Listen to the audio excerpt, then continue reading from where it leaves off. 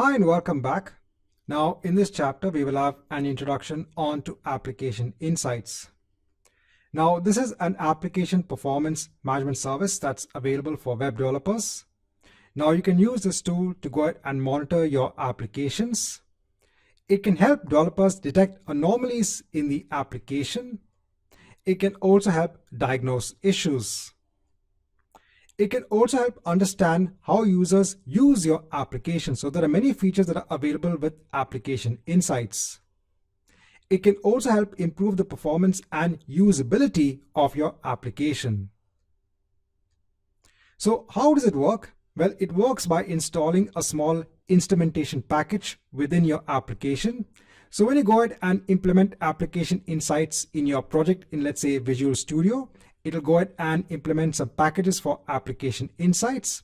If you have an ASP.NET Core application, it will be injected as a service. You can then see the stats of your application locally in Visual Studio as you run the application. So we're going to see this in the subsequent chapters. You can also use application insights resource in Azure to monitor your application as well. Now, what are the different aspects that are monitored by application insights? So first you have request rates, response times, and even failure rates. This can be done at the page level. Exceptions that are recorded by your application. Page views and their load performance as reported from a user's browser. User and session counts. Performance counters of the underlying Windows or Linux machines. So these are some of the aspects that are monitored by application insights. You can also look at diagnostic trace logs from your application and any custom events or metrics that developers write themselves in the code. So you can also go ahead and send your own custom events or metrics via application insights. So when it comes to understanding how users use your application, there are different features in place. So first, you have a feature known as funnels. Here you can create a funnel from one stage onto another of your application.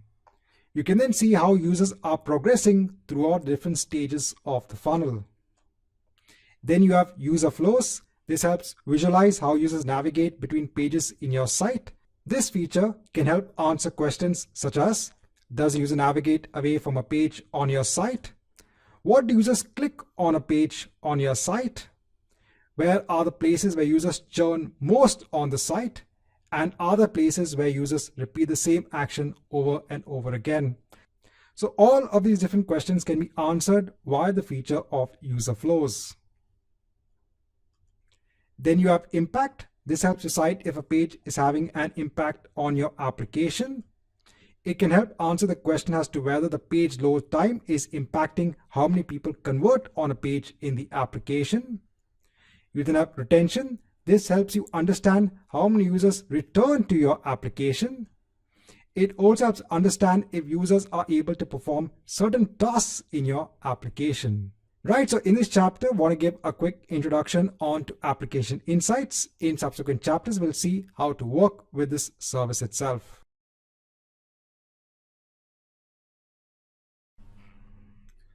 Now, in this chapter, I want to show you how you can configure application insights locally within Visual Studio itself.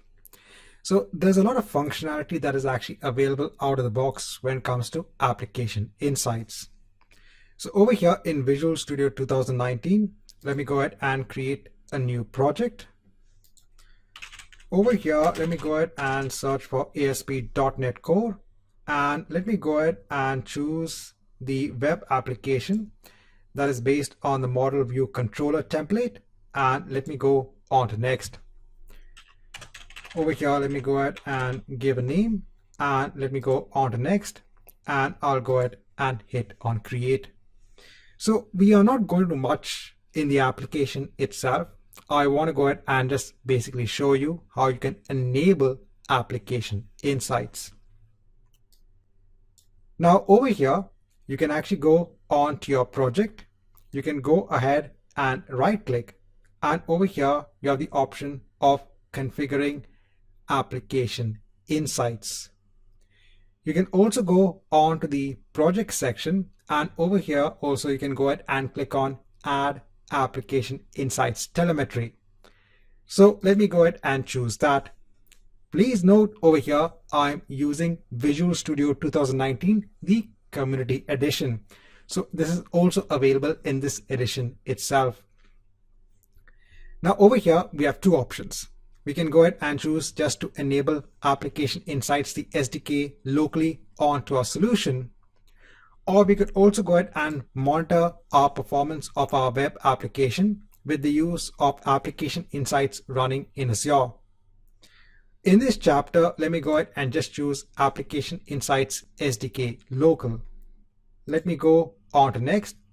So over here, there'll be some code that will be added onto your project, and it will go ahead and add some NuGet packages. Let me go ahead and hit on finish. So this wizard will actually go ahead and add or make the required changes onto your project. Now, once this is complete, if I go ahead and hit on close, so some of the things that have been done are, so firstly, if you go onto your dependencies, if you go onto your packages, over here, now you can see the use of the package Microsoft.ApplicationInsights.asp netcore. Next, if I go ahead onto my startup class, over here, if I go ahead and scroll down, you can see that in terms of services, it has gone ahead and added the service of Application Insights Telemetry. So these are some of the things that have been done when you've gone ahead and added Application Insights. Now, if I go ahead and run this application locally,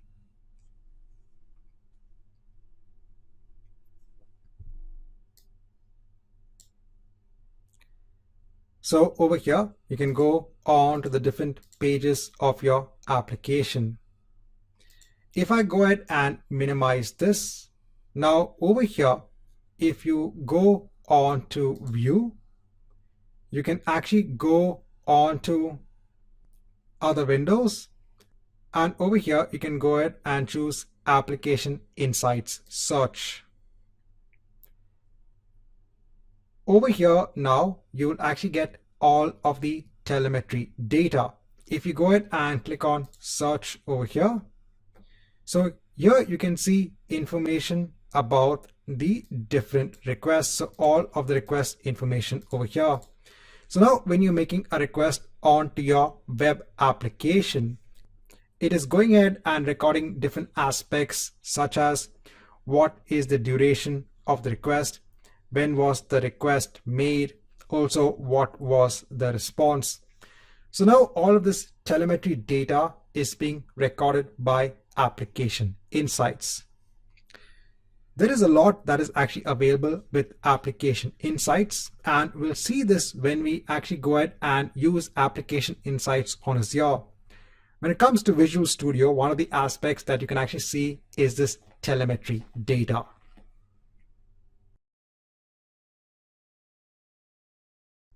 Now, in the last chapter, we had seen how we could see the Application Insights telemetry data from within Visual Studio itself.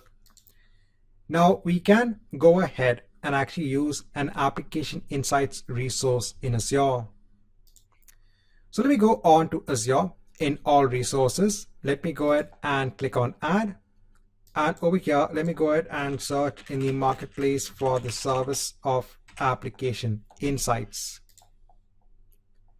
Over here, let me go ahead and hit on create. I'll go ahead and choose an existing resource group that I have. Over here, let me go ahead and just give a name for the resource. I'll go ahead and just choose a location. I'll choose the resource model as workspace based.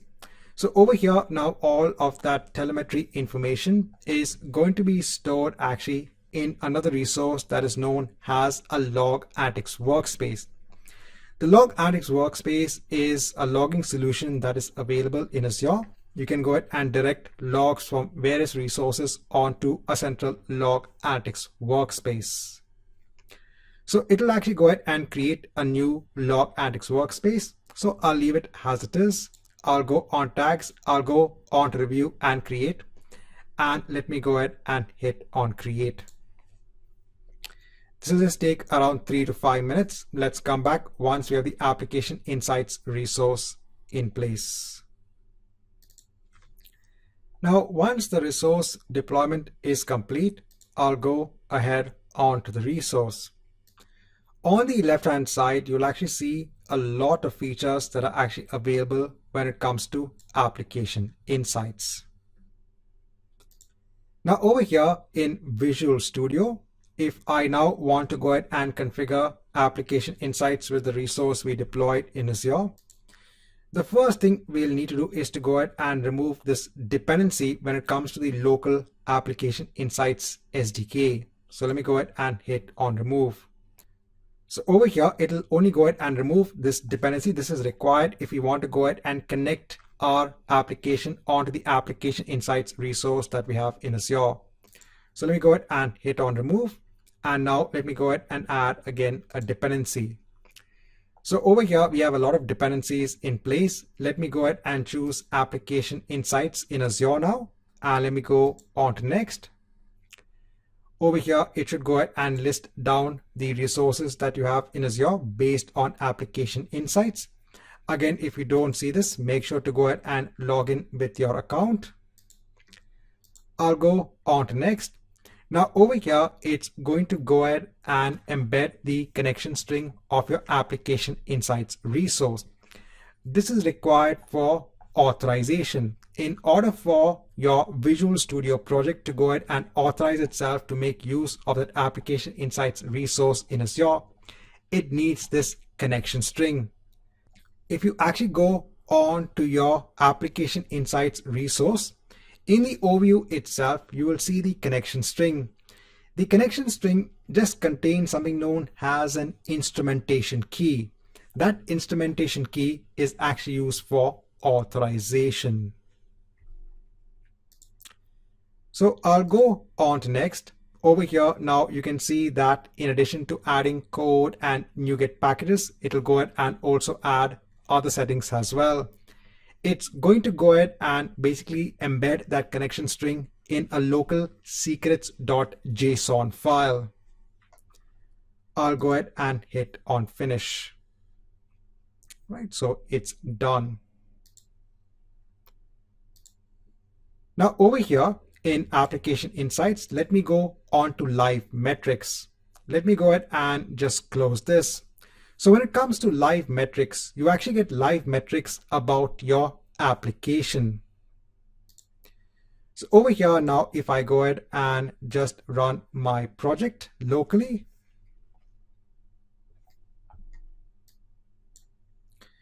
so over here, you can actually go ahead again onto the different parts of your application. And now over here, if you actually go onto your application insights resource, you can now see you're getting telemetry data in place. You can see the incoming request, you can see the request duration, etc. So over here now you're actually getting an overview. You can see the requests are basically coming in from my local machine. So now you've actually gone ahead and connected your local project in Visual Studio onto your application insights resource in Azure.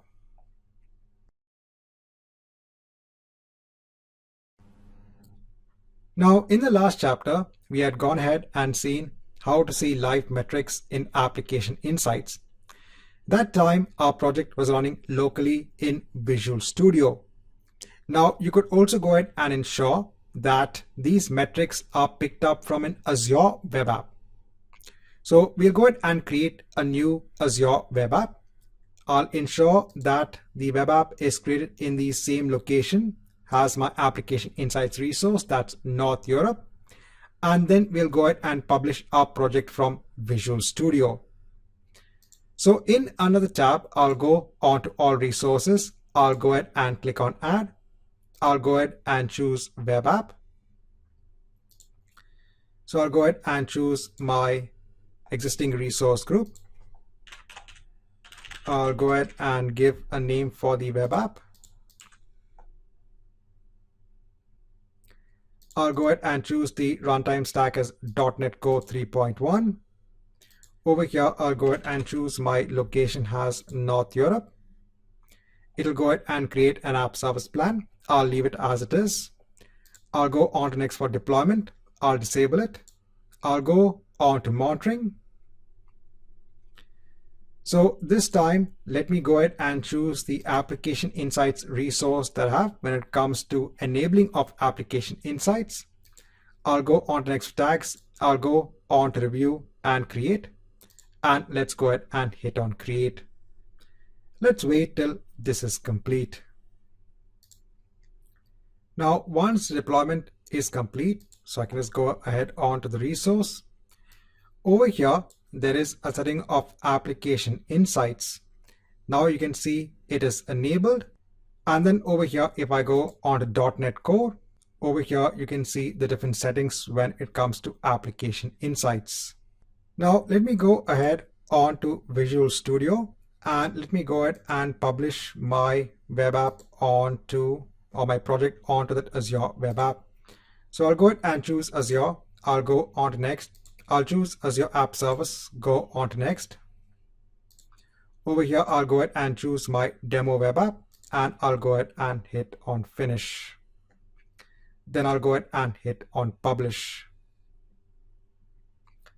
So let's wait till the publish activity is complete. Now over here has a quick note. Since the publish activity has detected that the local project also has application insights in place, it is going ahead and also installing a site extension.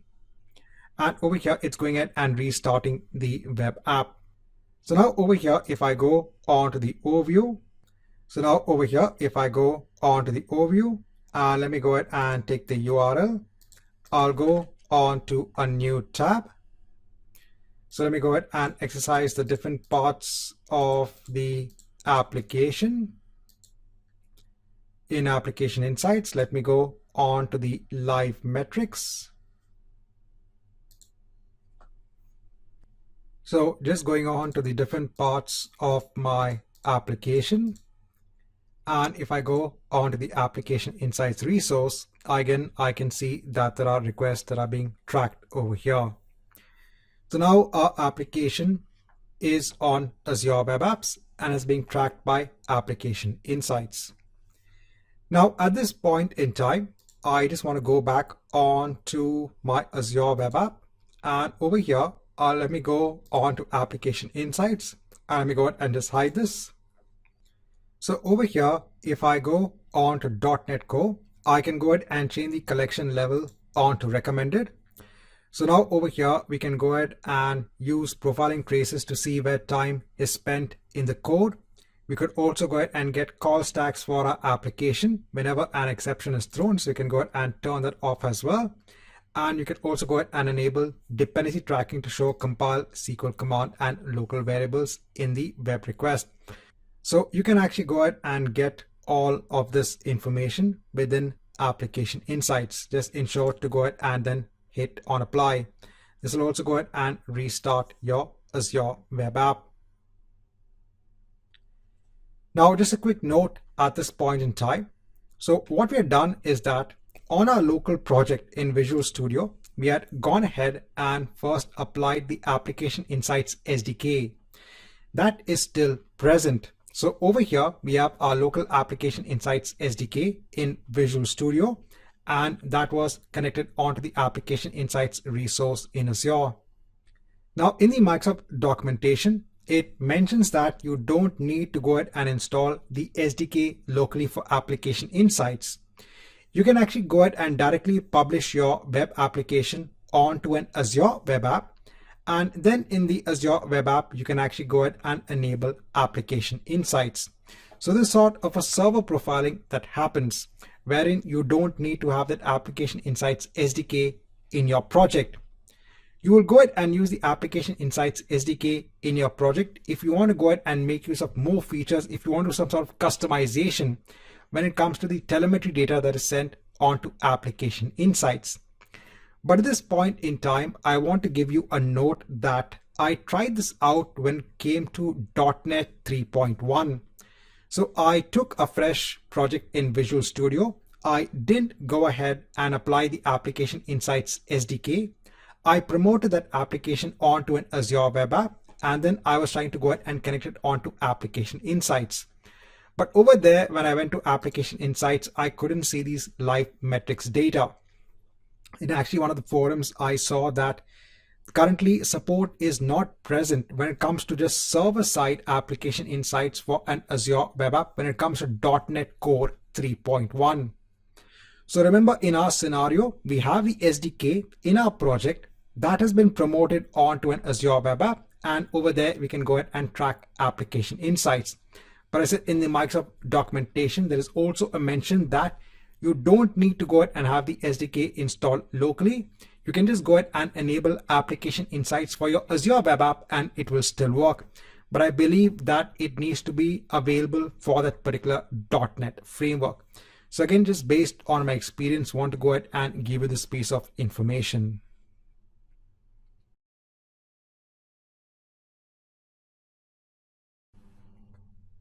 Hi and welcome back.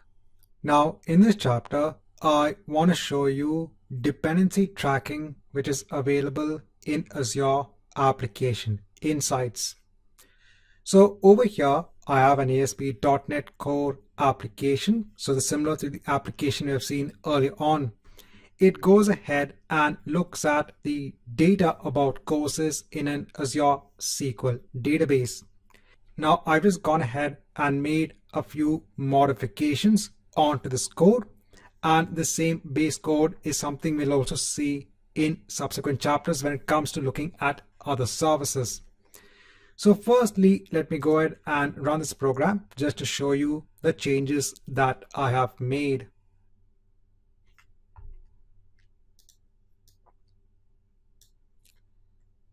So over here, it is going ahead and getting a list of courses. But over here, if I go ahead and click on Edit Now, I can actually go ahead and change the rating of the course. Click on Save. It'll actually go ahead and save the data onto the Azure SQL database. That's it. Now, as I mentioned before, I want to go ahead and show you how you can do dependency tracking and what's the meaning of dependency tracking. So now let's go ahead and publish this web app onto Azure. So what I'll do is that let me go ahead and create a new web app. So I'm in the App Services section. So if you go on to App Services, this is where you are. Let me go ahead and create a new Azure web app. Now over here, let me go ahead and choose an existing resource group. I'll give a web app name. Over here, I'll choose the runtime stack as .NET Core. I'll leave the region and the app service plan as it is. Let me go on to monitoring.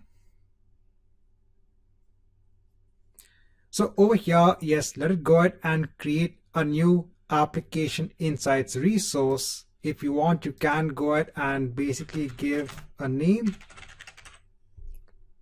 and hit on OK. I'll go on next to tags. I'll go on review and create, and let me go ahead and hit on create.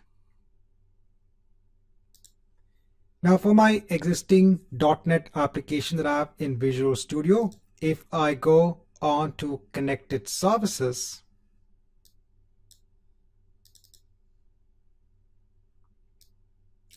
so over here, I've already gone ahead and configured application insights. So this was earlier on. So again, this was based on my getting ready for showing you how this code can actually be used for dependency tracking. So since we've gone ahead and create now a new Azure web app and a new Azure application insights resource, let me go ahead and remove this dependency. So I'll go ahead and remove the dependency, and we'll go ahead and configure this again. So I can see I have my Azure web app in place. So let me go ahead and hit on configure again for application insights. I'll choose Azure application insights. I'll go on to next. So over here, let me go ahead and choose SQL Web Insights. That's the new resource that we just created. I'll go on to next.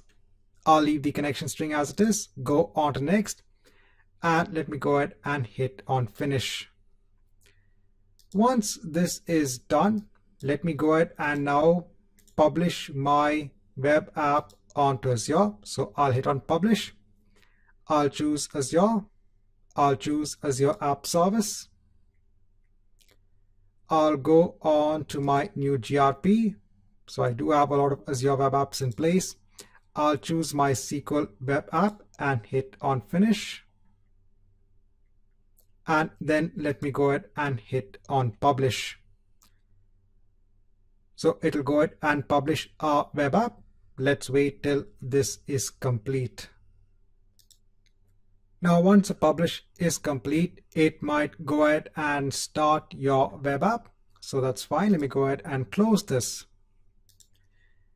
Now, let me go on to all resources. Now, over here on my Azure web app, let me go on to application insights. Let me go ahead and just hide this. So let me go ahead and scroll down. Now I'll choose .NET Core. So over here in the collection level, let me go ahead and choose recommended. Let me go ahead and scroll down. So I'll go ahead and choose the profiler. I'll go ahead and now also enable this. So you can now go ahead and enable dependency tracking to show the compiled SQL commands. So let me go ahead and hit on apply and hit on yes. Now, if you want to go ahead and also see dependency tracking for your SQL commands, there are two settings that you need to do. First is the setting over here for your Azure web app, and the other is in your code. So if you have an ASP.NET Core application in place, before dependency tracking was already enabled, but now in services, you have to go ahead and actually configure the telemetry module. So over here, you have to explicitly go ahead and enable SQL command text instrumentation. This will then go ahead and show you the SQL commands that are being processed in your web request. So this is the only change that you have to do in your code to ensure that you can also track SQL commands. Right, so once this is in place, I'll go on to the overview. So I'll take the URL, I'll go on to a new tab. So let me go ahead and just change some of the values, just make some requests over here. I'll go ahead and hit on save. Let me go on to another one. Let me go ahead and make this change. Let me go ahead and hit on save. Now I'll go on to all resources. Over here, let me go ahead and search for insight. So I'll go on to my SQL Web Insights resource and let's wait for a couple of minutes. So remember, it does take time for the metrics to actually show up over here.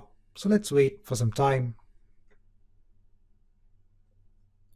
Now coming back after a couple of minutes, if I now go on to the transaction search, over here, let me go ahead and just hide this. Let me go ahead and see all the data in the last 24 hours.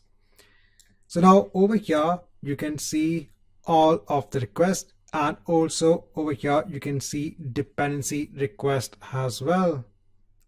So if I go on to any request, so this was a request to go ahead and get the index page. So let me go ahead onto the request. So over here, we are seeing basically what are the properties of the request itself. Now over here, you can see the dependency on the database. So if I go ahead and click this, now you'll get the dependency properties. And if you go ahead and scroll down over here, you can see the command that was executed. So if you want to go ahead and see the underlying SQL commands when it comes to dependency tracking, this is also available.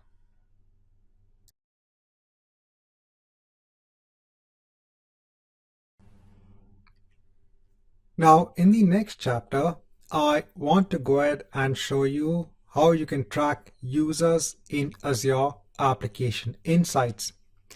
Now, before that, what I've gone ahead and done is that I've gone ahead and combined the code that I have for basically querying an Azure SQL databases for giving that list of courses, and also the code for OAuth authentication. So now I want to go ahead and ensure that a user will first log into Azure via this application, and then we'll go ahead and see that home page. So over here again in this code, the aspects are the same. So I still have my services, the core service, which goes ahead and fetches information from the Azure SQL database. If I go on to my course controller, so all of the aspects remain the same. I said the only difference is that I've gone ahead and ensured now that in the startup class, I have the required modules for authentication and authorization. So let me go over on to my app settings.json file. So I need to go ahead and add the required values when it comes to Azure AD. Now over here, I'm not going ahead and fetching any sort of access token. I just want to go ahead and make the user log in and then go ahead and access my home page. That's why I don't have the client secret over here. So in Azure, let me go on to a new tab. Let me go on to Azure Active Directory. Over here, I'll go on to my app registrations and let me go ahead and create a new registration. I'll go ahead and give a name for the application and let me go ahead and hit on register. Now over here, let me go ahead and take the application ID. I'll go ahead and replace it over here as the client ID. Now I need to go ahead on to the authentication section and I need to go ahead and add a platform. Now I'll go ahead and publish this application, this web application, onto the same Azure web app we had seen earlier on. So in the last chapter, we had gone ahead when it came to looking at SQL dependencies. We had gone ahead and published that project onto an Azure web app. So over here, I'll do the same thing. Let me go ahead and publish this project onto that same Azure web app.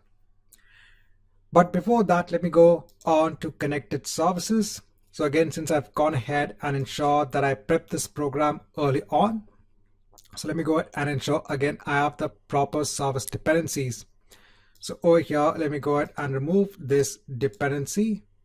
And let me go ahead and again configure this dependency for Azure Application Insights. So I'll go ahead and choose the SQL Web Insights resource. I'll go on to next. I'll go on to next. And let me go ahead and hit on finish. Let me go ahead and hit on close. So in another tab, if I go ahead onto my web apps, so I'll go on to my SQL web app. I'll go ahead and take the URL. So in the platform for my application object, I'll choose web. Over here, let me go ahead and ensure I have the redirect URIs in place. So let me go ahead onto my application settings.json file. Let me go ahead and copy this. Let me ensure to add the logout URL as well. And let me go ahead and hit on configure. Right, this is done. Now over here, let me go ahead and publish this onto Azure. So I'll go ahead and create a new publish profile. I'll go on to next, choose Azure App Service, go on to next. I'll go ahead and choose my SQL web app, go ahead and hit on finish. And let me go ahead and hit on publish. let's wait till this is complete. Now once the publish is complete, so let me go on to my platform configurations for web, and over here let me go ahead and enable ID tokens, and let me go ahead and hit on save. So now in another browser, let me go on to my SQL web app. I'll take the URL. So let me go ahead and paste it over here. So let me go ahead and pick an account. Again, you can go ahead and choose any account. I'll go ahead and sign in. So over here, the consent screen, let me go ahead and hit on accept.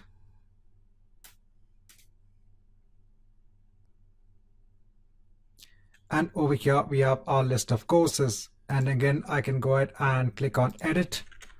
I can go ahead and make a change, and I can go ahead and hit on save. So over here, remember the only difference is that now I've gone ahead and also added the concept of authentication onto our program.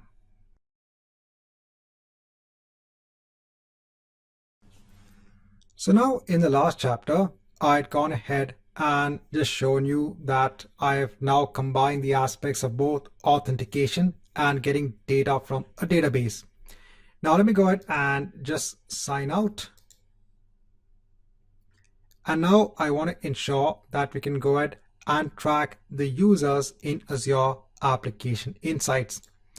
And what do we mean by this? So if I go on to Azure Application Insights, so if I go back onto SQL Web Insights, so I want to go ahead now on to the user section over here. So in the user section, yes, I can see one user in place. Let me go ahead and hide this. So if I go ahead and scroll down, if I go ahead and click on view more insights, so over here, I can see some information. So I can see 47 events. I can see 3 sessions. If I go ahead and scroll down, so I can't see any of the users over here. If I go on to my sessions, so I can see the sessions over here. I'll go ahead and click on view more insights, and let me go ahead and scroll down. So if I go ahead and view the session timeline, over here you will see basically a user ID that is automatically been allocated by Azure Application Insights. Again, this gives no sort of correlation between the request and the user. So it goes ahead and allocates its own user ID. But if you're using Azure AD authentication or any authentication for that fact, and if you want to go ahead and track the users in Azure Application Insights, there's something that you can do. So for that, I'm going to go on to my program. I'm going to go ahead and add a new class. So I'll go ahead and add a new class.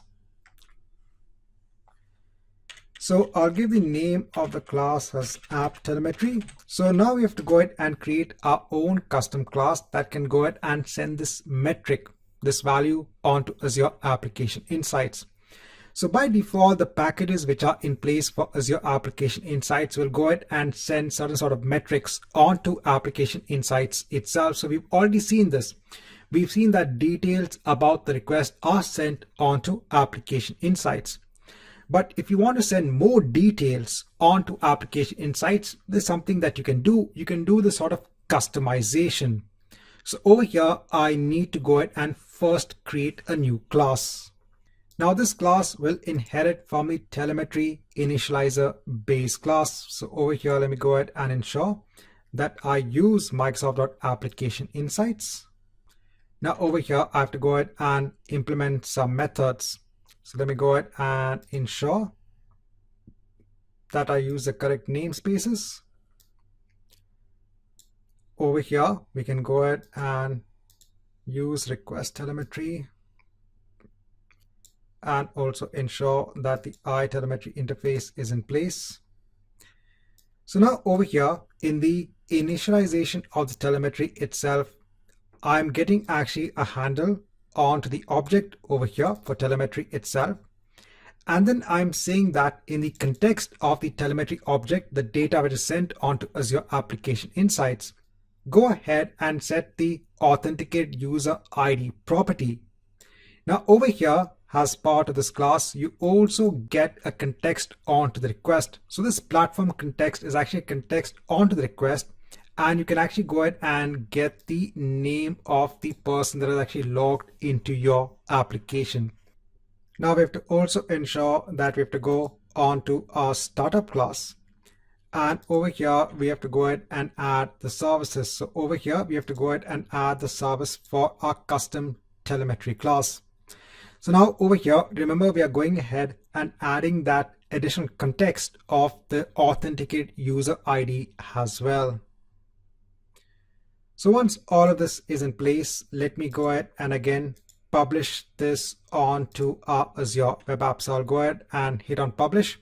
I'll choose my same publish profile, and let me go ahead and hit on publish over here. Right, so let's come back once the publish is complete. Now, once the publish is complete, let me go ahead and take again the web URL. Again, let me go ahead and log into the application. So I'll go ahead and choose my account. Let me go ahead and enter the password.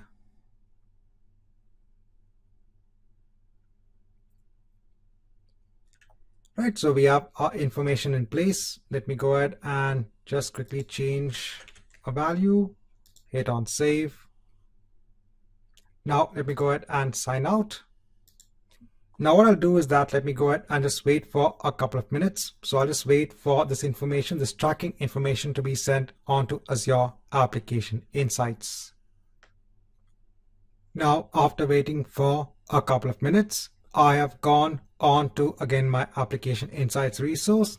Now over here, let me go ahead and hit on refresh just to ensure the information is refreshed. And over here, now let me go ahead and only show the authenticated users. And over here, you can see I have one authenticated user in place. If I go ahead and scroll down, I can go ahead and now view the user timeline, and over here I can see the user ID. So now over here we are ensuring that the user ID is also tracked as part of our request in Azure Application Insights.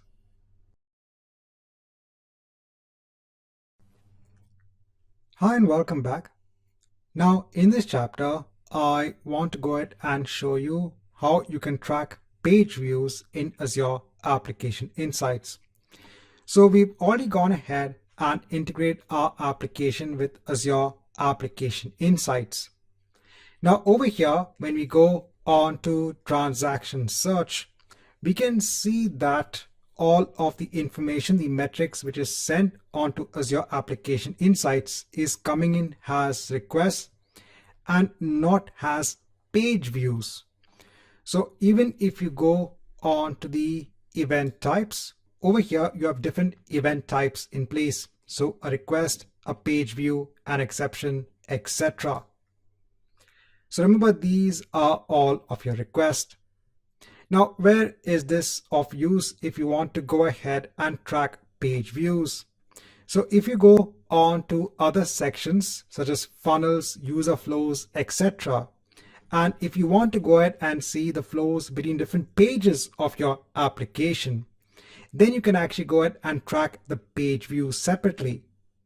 Now, if you want the different requests on our pages to actually come as page views, there are different ways you can actually go about doing this.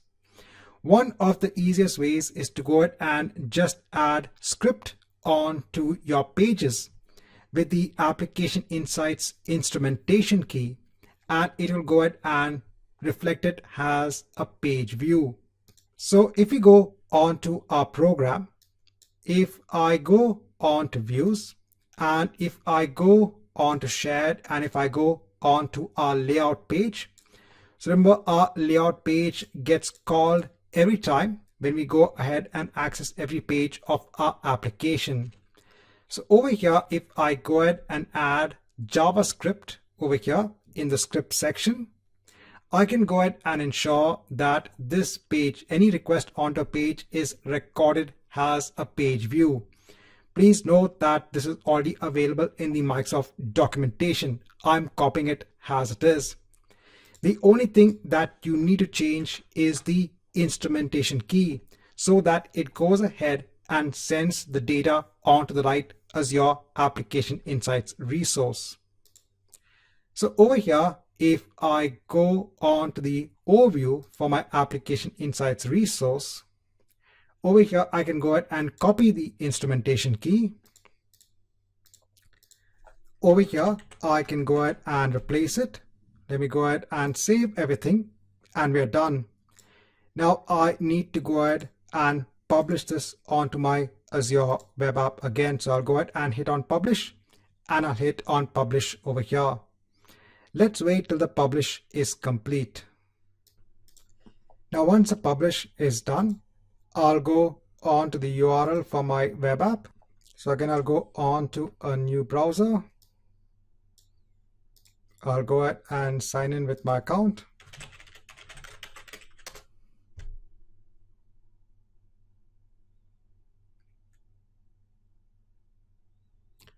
Right, so I've logged in. So let me go ahead and just perform some actions.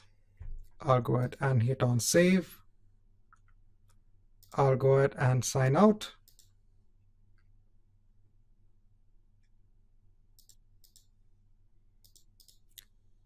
So once I'm signed out, let me go ahead and again log in as another user.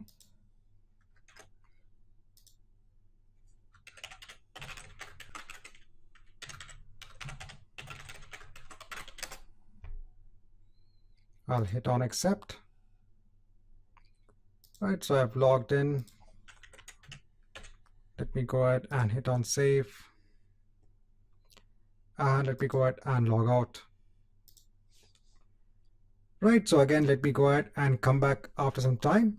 So to ensure that the metrics are sent on to the Azure Application Insights resource.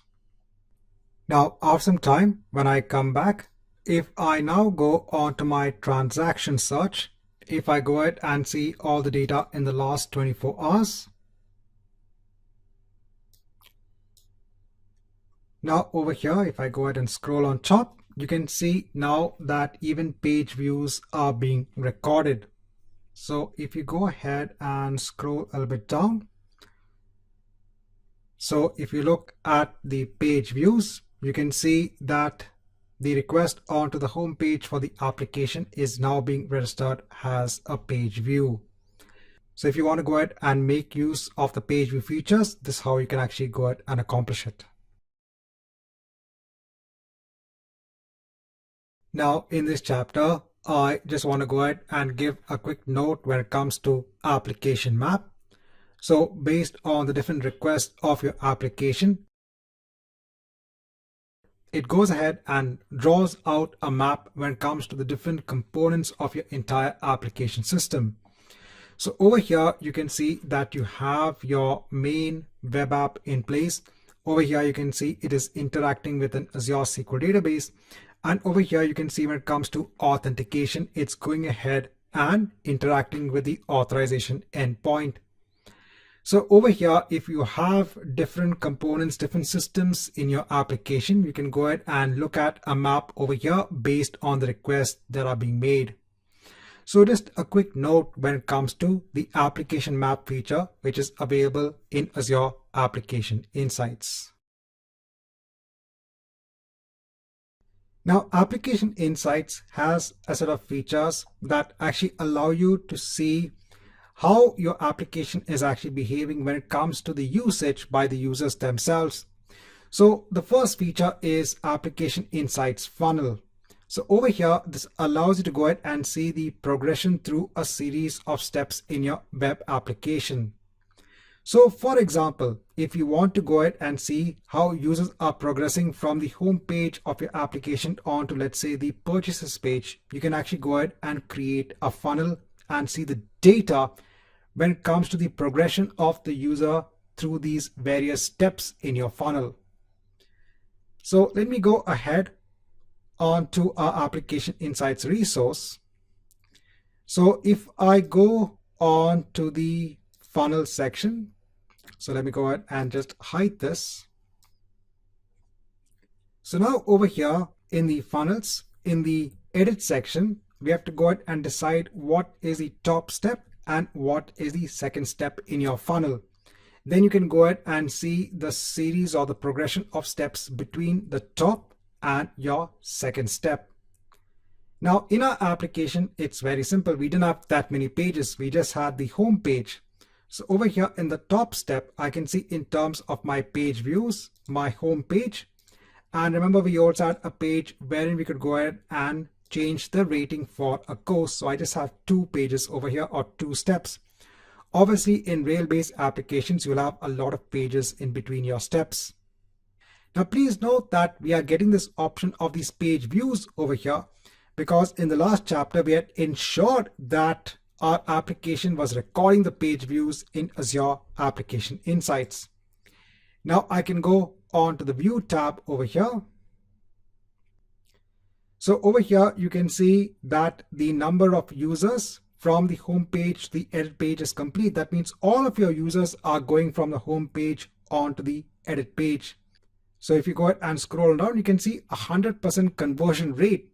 So you can see that our users going from the home page of your application and let's say on to the last page, which is purchasing a particular product. So how many users are actually going through the entire business process?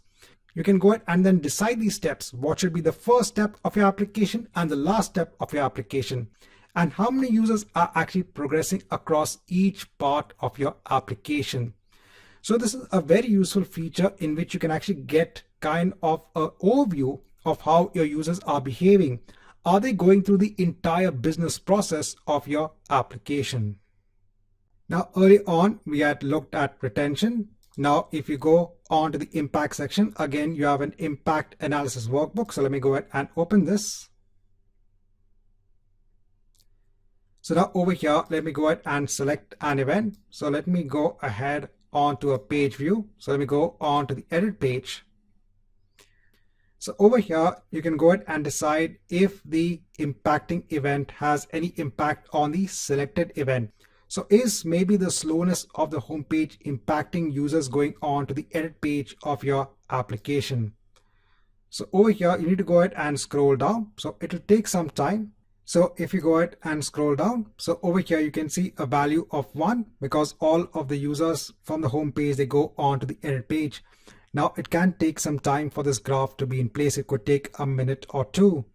So over here, you can go ahead and look at the impact of one event on another. Now the next feature that you have is retention. So over here, you can actually go ahead and see how many users actually return back onto your application.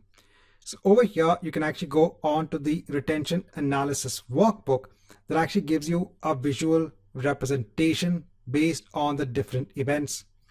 Now currently it's showing 0% of users because it needs some data accumulated over time.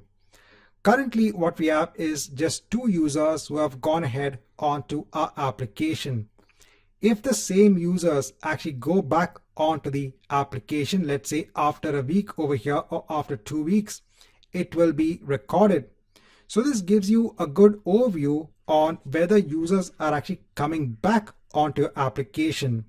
So if not, based on the different pages over here, you can see the conversion rate.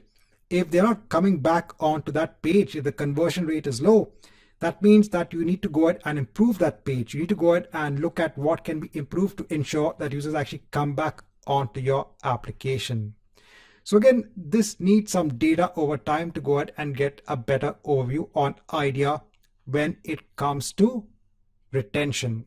So in the last chapter, I just showed you briefly about funnels. Now in this chapter, I'll go through user flows. So over here, you can go ahead and see what happens before and after a particular event. So over here, I can go ahead and select an event. So over here, I can go ahead and select the initial event. So maybe you can go ahead and look at the edit page view And over here, you can go ahead and include all of the events, and you can go ahead and create a graph. So now over here, you can see the entire flow. So what happens before the edit page for your application and what happens after the edit page. So someone has gone ahead, made a change onto the rating of the course. It has gone ahead and done the post request. It has gone ahead and made a database call and then gone back onto the main page of your application. So if you want to go ahead and see what happens before and after a particular event, you can go ahead and make use of the user flows feature.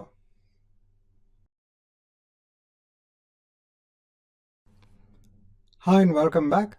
Now in this chapter, I want to go through another feature that is available as part of Azure Application Insights, and that is basically the availability feature. So over here, you can actually go ahead and add different types of tests to test the availability of an external website or a web URL. So over here, if I go ahead and click on Add Test, over here, in terms of the type of test, you have two tests. One is a simple URL ping test, and the other is a multi-step test. So over here, I'll just go ahead and choose a simple URL ping test. Over here, I'll give a name for the test, and over here, we have to go ahead and give a URL. Now, I already have an Azure web app running. So if I go ahead and just copy the URL, and I'll place it over here. So what this test is going to do is that it is going to go ahead and send a ping on to this website at different intervals, so at a frequency of every 5 minutes. And it will also go ahead and test out the website from different test locations. So if you want to go ahead and see the availability of your site, you can have this test in place. It will go ahead and keep on pinging the URL over here from different locations. Over here, you have the success criteria. So you should get a 200 response OK when the test is conducted. And over here, you can also go ahead and enable alerts. So in case if you are not getting the success criteria, you can actually go ahead and get an alert. At this point in time, let me go ahead and accept all of the default settings, and let me go ahead and hit on create. Now it will go ahead and create this availability test, and it will also go ahead and start this availability test. So I'm going to wait for a duration of 20 minutes so that we have some data in place, and then we'll come back. Now I've waited for around 20 minutes. Now let me go back onto availability. Let me go ahead and just hide this. Let me go ahead and scroll down. So you can see for your application test, you have 100%. If you go ahead and just expand this, over here, you can see the duration of the request from different locations. So in addition to also getting the availability, you're also getting this metric when it comes to the duration, the response time, when it comes to initiating the request and getting a response back. So this gives you a good idea when it comes to the response time for your Azure web app from different locations.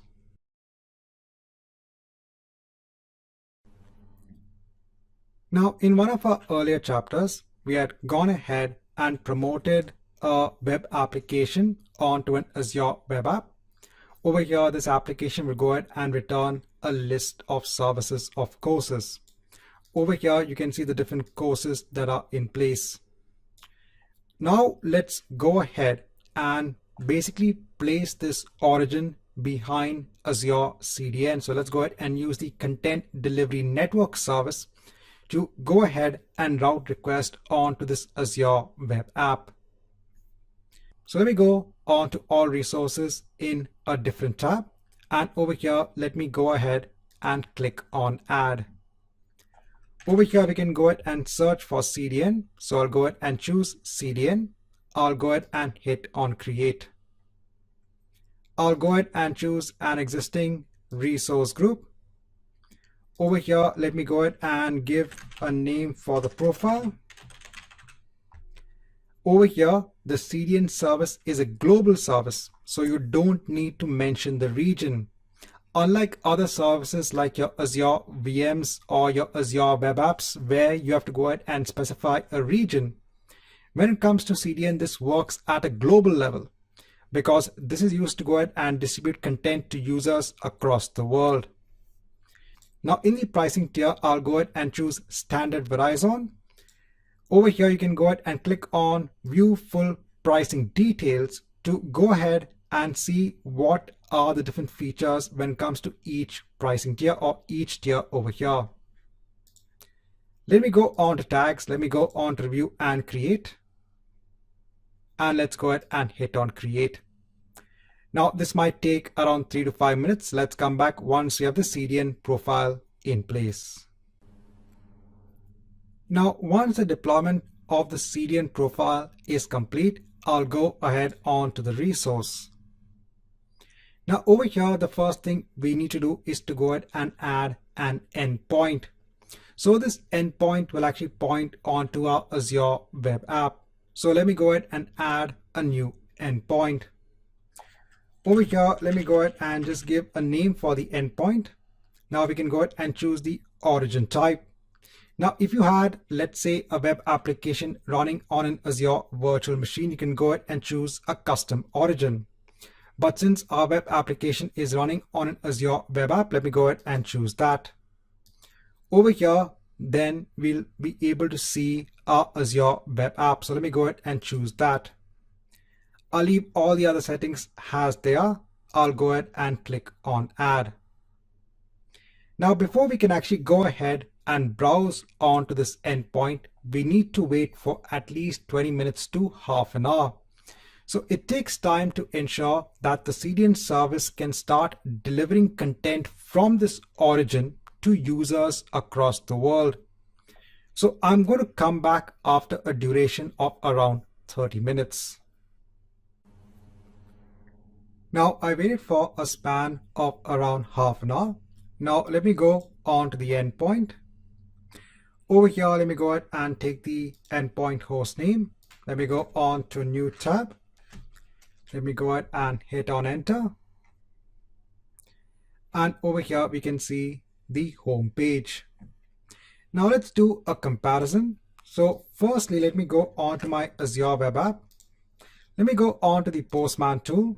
So I'll go ahead and issue a GET request and hit on send. I'll go ahead and hit on send over here. So 390 milliseconds. I'll hit on send again. So it's around that particular figure in terms of milliseconds. Now let me go on to the endpoint for CDN. I'll go ahead and copy the URL. I'll go ahead on to new tab. In Postman, let me go ahead and hit on send. So initially it will take time because it needs to go ahead and get the content from the origin for the first time. I'll go ahead and hit on send again. And now you can see it's only 9 milliseconds. So now it's going ahead and fetching the data from the closest location that is closest to me. So that's the entire idea of CDN, to go ahead and ensure that users across the world get the best performance when it comes to delivery of content. Instead of now my requests going on to the origin and getting that data, it's now coming in via the CDN service.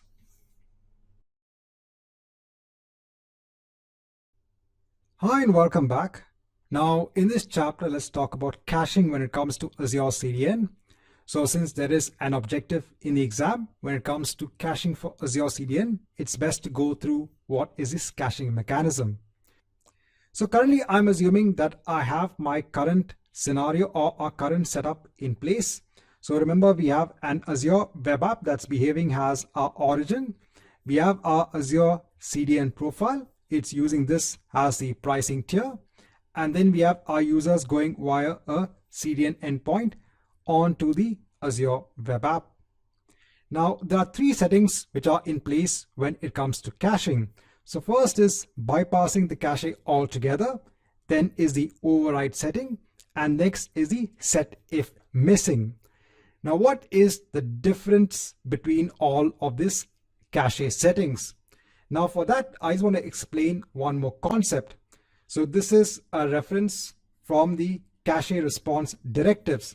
So Now what happens is that when a request is made onto the web application, the web application, that's your origin, can also go ahead and set something known as the cache control setting in the header. So that means that for how long should either the response or the request be cached for. So these are all the settings that are available. So remember, this is irrespective of Azure CDN. This is the basics of an HTTP call. So when a request is made and a response is received, in the header, you can actually go ahead and set this cache control directive. So for example, you can say that for a response, please set the cache control to a maximum age of, let's say, an hour. So that means that response will be cached for an hour. So this is just the basics when it comes to the request and the response. Now this cache control directive can be set by, let's say, our web application. So remember, our web application is actually going ahead and serving the user. The user is making a request.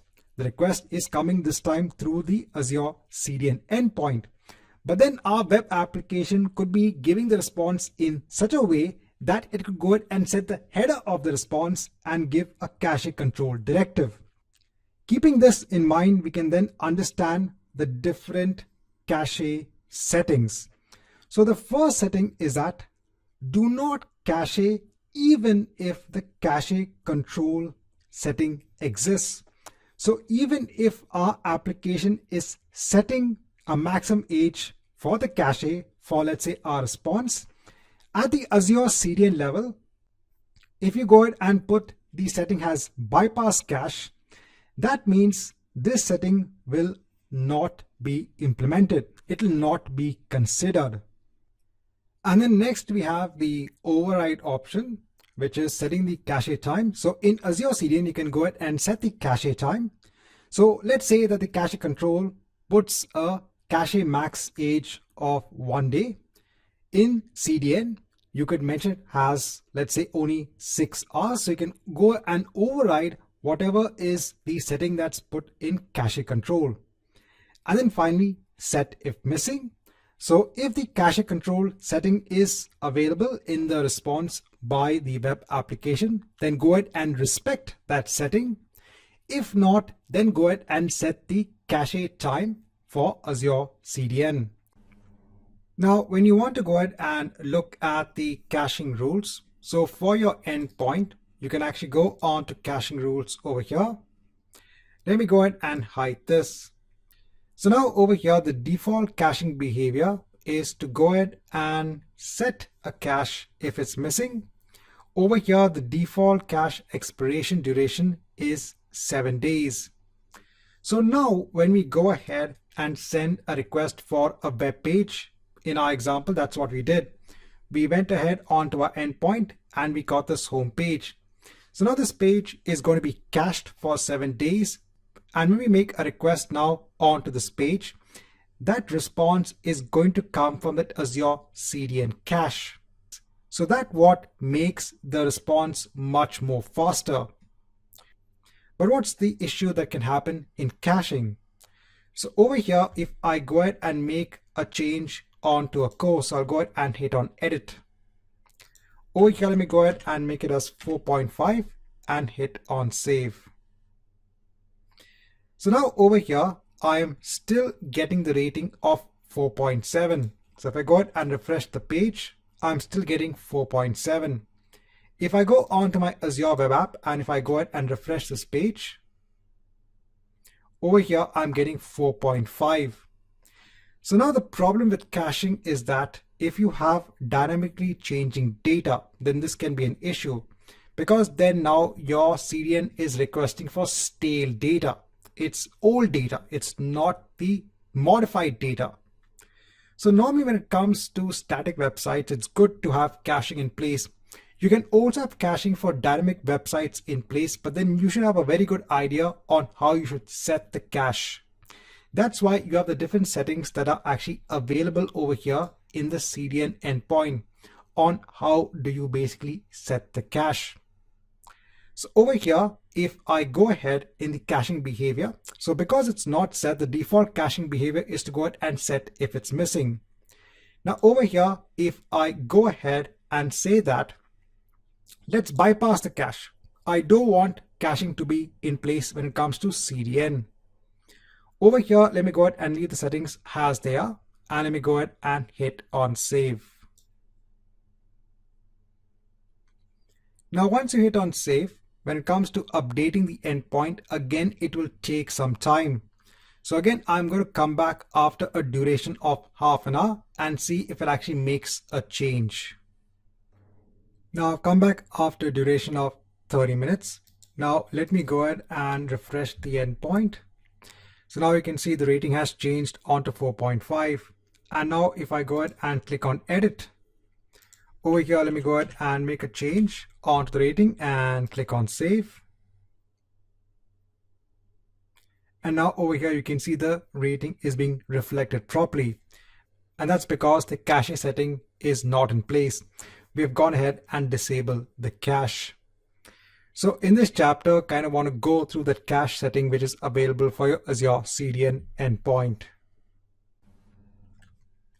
Now in this chapter, I just want to go through the setting when it comes to caching of responses based on the query string. So I've already gone ahead and defined a CDN and Azure CDN profile. I've gone ahead and added an endpoint onto an Azure web app. Now over here, I've just gone ahead and made a small modification when it comes to the code, when it comes to getting information from the API. Over here, I want to go ahead and make sure that I get it from the query string parameter. So if I go ahead and let's say run this program locally,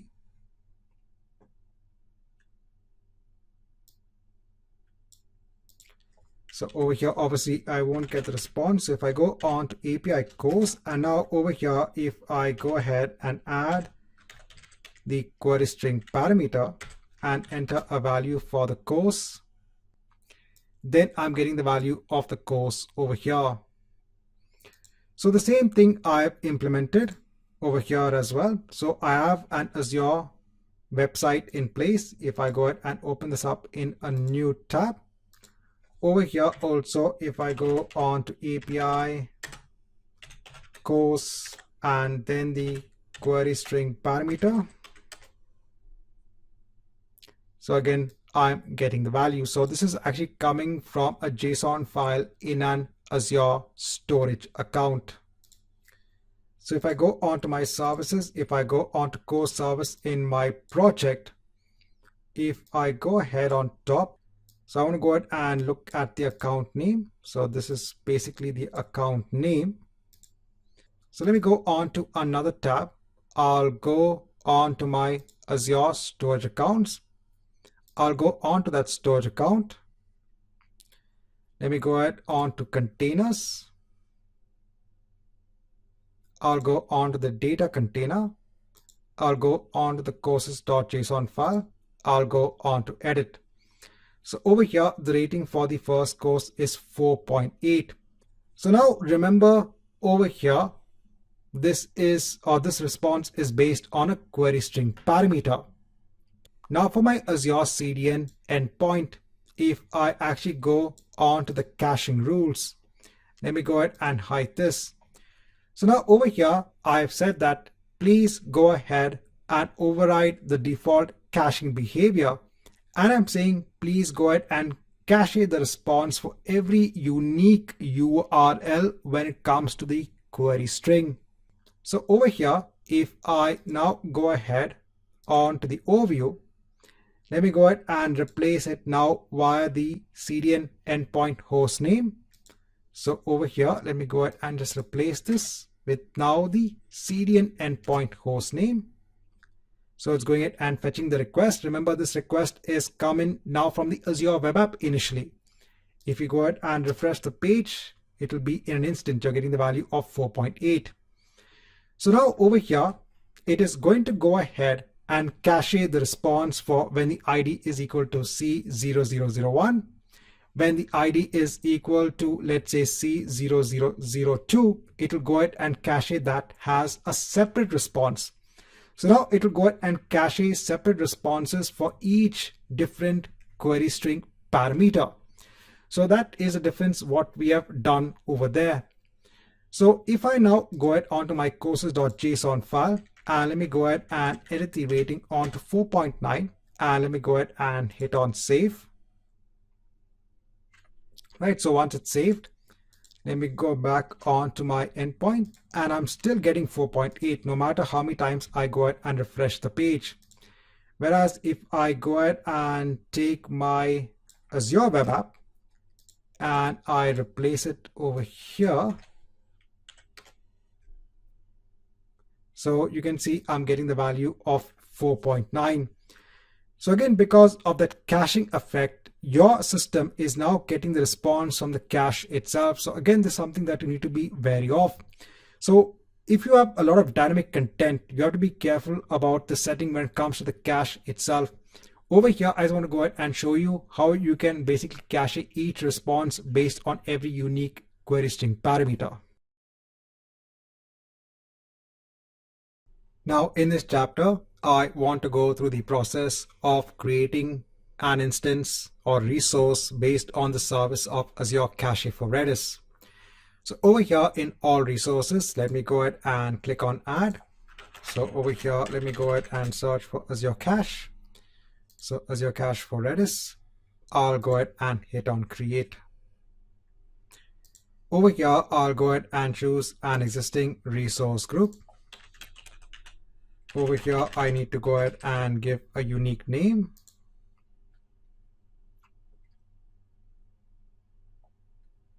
So it is available.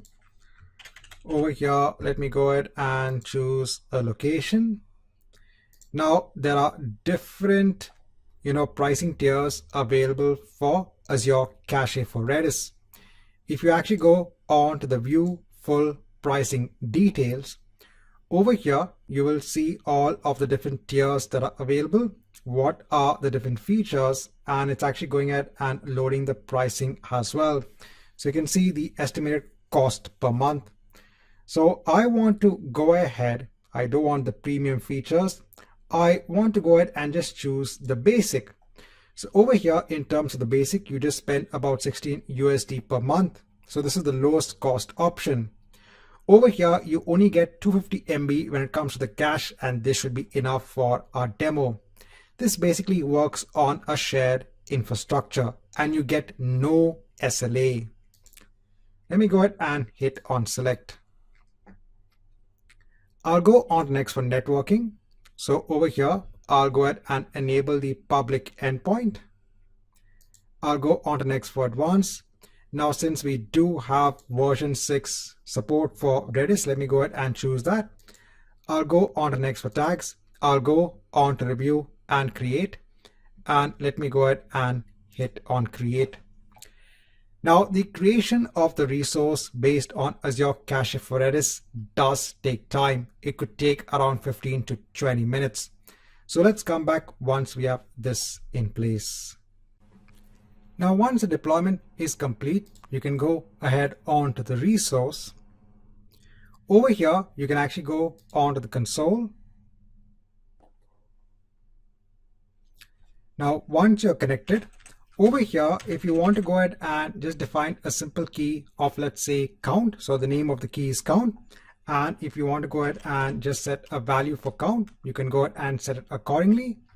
If you want to go ahead and get what is the value of count, you get the value over here. So remember, in terms of cache, over here, you're going ahead and defining simple key value pairs. Over here, keys don't have to be as simple as strings. They can also be complex as .NET objects.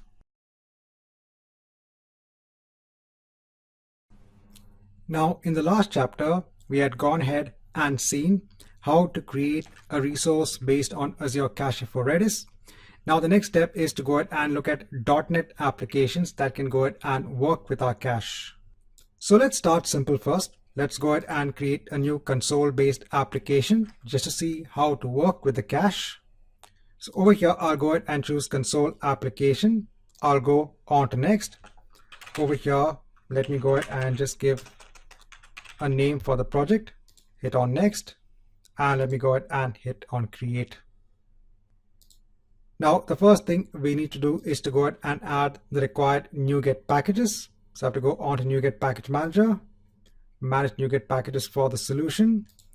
I'll go on to browse and let me go ahead and search for Redis.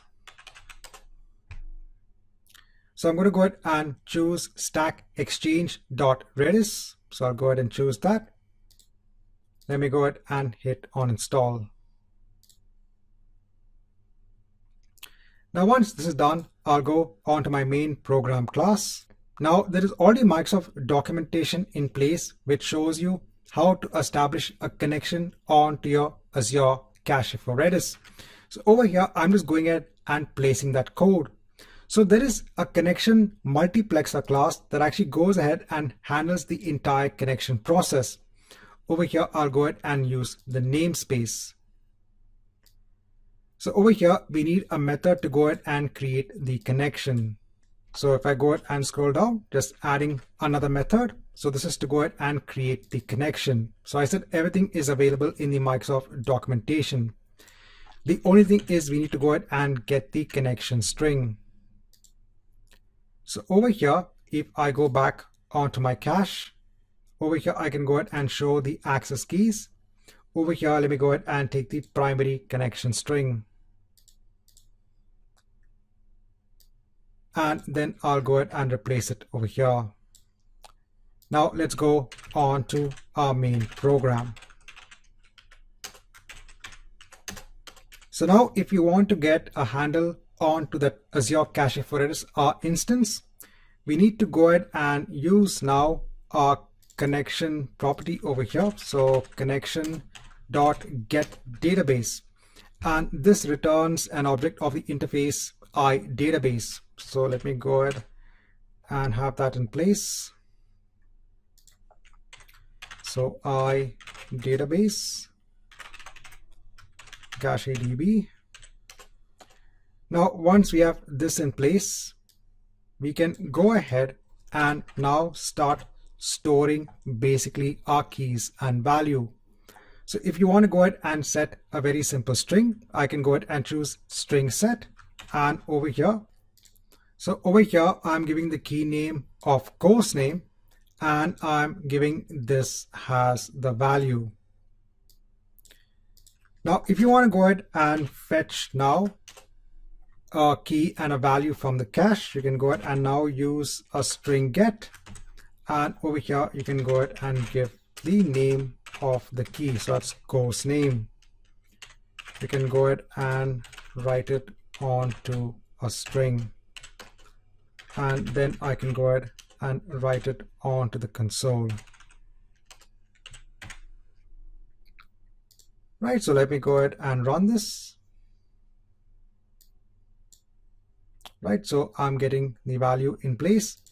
And if you want to go ahead and confirm, so you can actually go on to the console for your Azure Cache for Redis.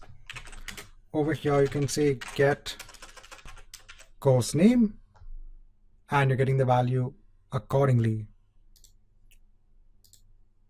Now over here, if you want to go ahead and get the value of a key that is stored in cache, you can go ahead and first see if it exists in the cache or not. So over here, you can go ahead and basically use the CacheDB object .key exists. And then over here, let me directly go ahead and write this onto the console.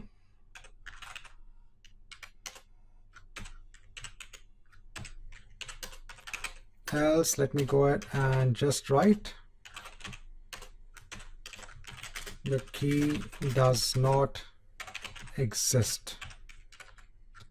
And let me go ahead and delete this. Right, so let me go ahead and run this. Right, so it works as expected. Now over here, let me go ahead and remove the string set over here. And let me go back onto the console. Now, if you want to go ahead and delete a particular key, you can go ahead and use the del keyword, right? So that's done. Now let me go ahead and run this. And you can see the key does not exist. Right, so in this chapter, I want to show you how you can get started working with your Azure Cache for Redis when it comes to your .NET programs.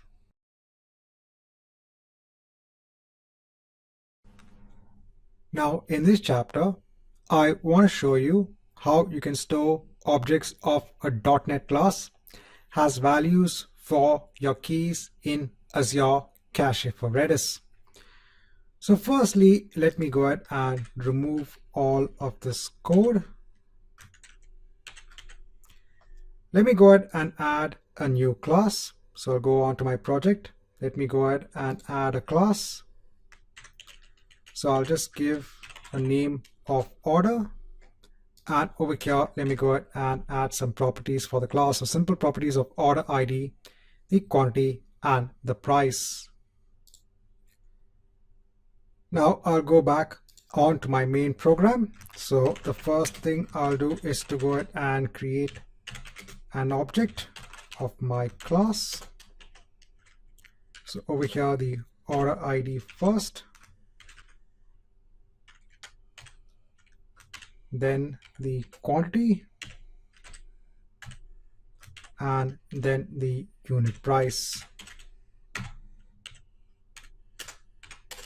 Now, once I have this in place, let me go ahead and use CacheDB to go ahead and do again a string set. Now over here, in terms of the key, I'll go ahead and use my order ID as the key. And in terms of the value, I'll go ahead and use the JSON serializer to go ahead and serialize my object as a string. So I'll go ahead and use JSON serializer, and over here, let me go ahead and use system.text.json.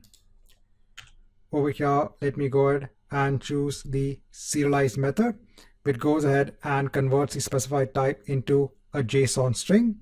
So I'll go ahead and choose serialize. Over here, the type of object I'm trying to serialize.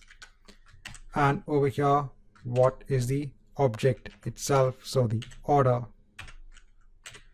Right, so now this is in the cache.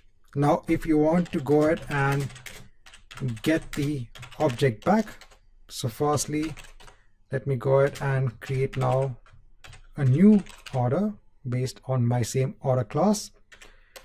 And over here, now I'll use CacheDB.stringGet. Over here, what is basically the key, and the key is basically my order ID. Now over here, we need to go ahead and ensure that we deserialize this back onto our .NET class. So over here, let me go ahead and copy JSON serializer. Over here, let me go ahead and now choose deserialize, again based on my order class and what is the value. And then I can go ahead and write the details of my new class onto the console. So over here, just added the code to write it onto the console. Let me go ahead and run the program. And over here, you're getting the output as desired.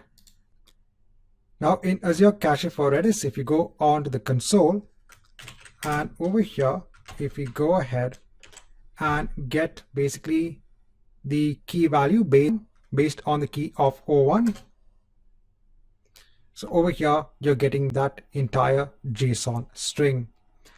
So this is one way in which you can actually go ahead and serialize your .NET objects as JSON strings and store it as a value in Azure Cache for Redis.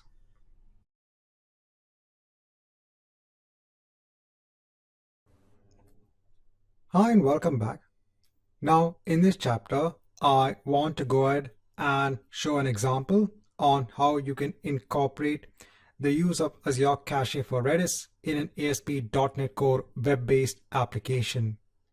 So over here, I have a .NET project in place. So we had seen this earlier on.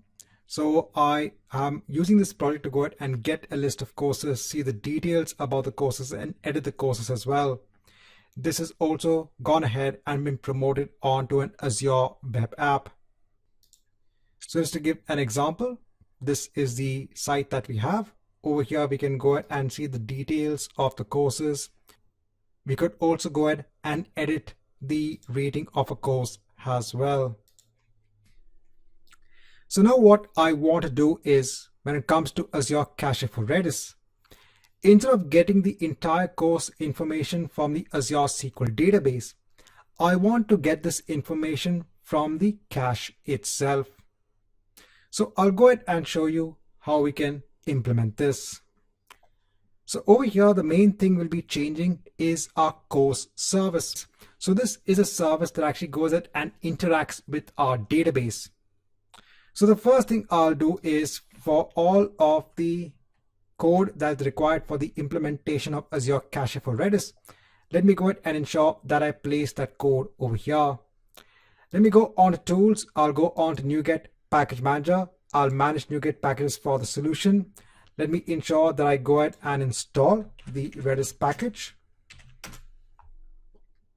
So I'll go ahead and choose stack exchange.redis, and let me go ahead and hit on install. I'll go ahead and hit on OK. Let me go back onto my course service.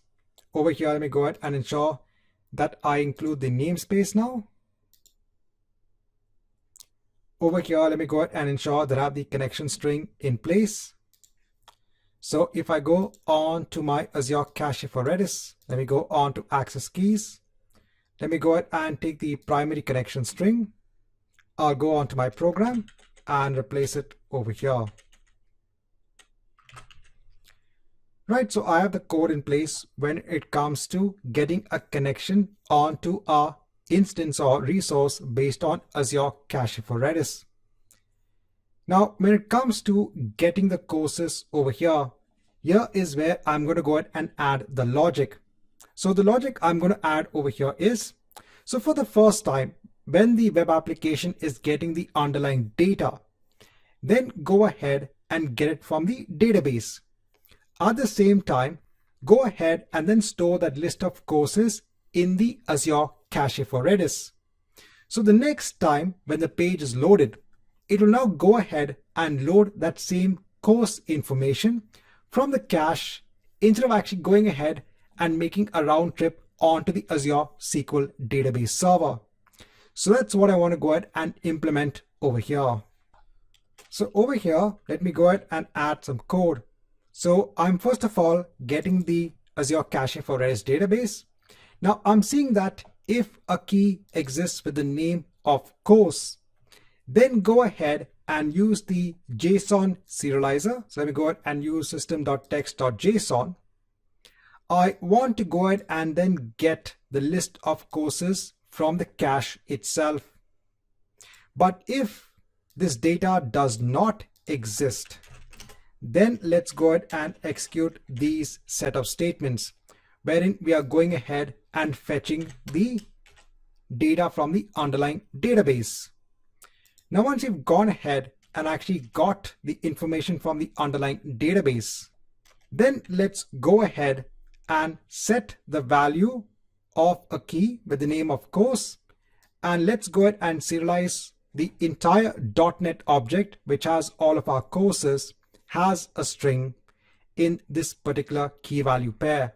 So now over here, we are storing the entire set of courses in our cache. So remember, the first time this is invoked, if there is no key that exists with the name of course, then it'll go ahead and get all the information from the underlying database, and then it'll go ahead and set basically a string key value pair in the cache.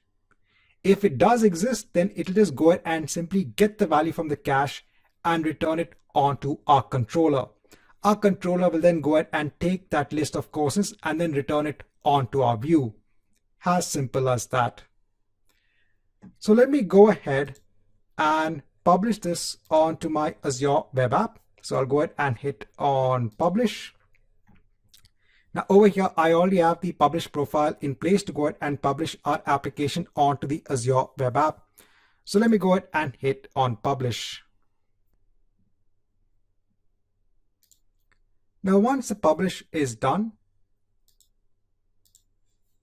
if I go on to my web application, let me go ahead and hit on enter. So now over here, during the first load of the page, it should have gone ahead and now set a key value pair in our cache with the list of courses. So if I go on to my cache, let me go on to the overview. Let me go on to the console. So over here, let me go ahead and search if there is a course. So now over here, you can see the entire information about our courses now has a key value pair in our cache. So during the next invocation now of our program, it should go ahead and get the value directly from the cache. If you want to go ahead and see what's the impact of having this cache in place, you can go ahead and use the Postman tool to get an idea when it comes to the amount of time it takes to get a response. So what I'll do first, let me go ahead onto the Redis console. Let me go ahead and delete the value of this key so we don't have it anymore. Let me go ahead and take the URL. I'll go ahead and create a new request. Let me go ahead and hit on send. Right, so it took 1406 milliseconds. Hit on send again. And over here, the response time is a little bit less. So over here now, that information about the courses is coming in from the Azure cache for Redis. Now, in our earlier chapter, we had seen how we could go ahead and incorporate the code for Azure cache for Redis in our ASP.NET Core web application. Now, when you're caching anything, you have to be very aware that if you have an application that is dynamic in nature, so over here in our application, we can actually go ahead and edit the value of the courses. So over here, if I go ahead and click on edit, and over here, let me go ahead and change the rating, and let me go ahead and hit on save. Now over here, I can see the rating is still 4.6. It should be 4.7. If I go on to my underlying database server, let me go ahead and get the value of all of the courses from the course table.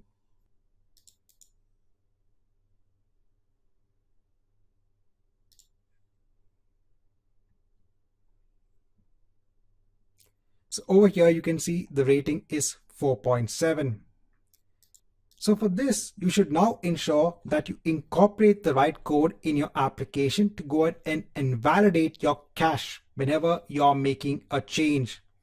Now over here in the program, I am not going to go ahead and make the change, but I want to go ahead and give you that awareness that you need to go ahead and ensure these changes are in place. So over here, when you're going ahead and updating a course, you have to ensure that the value of that key is updated as well.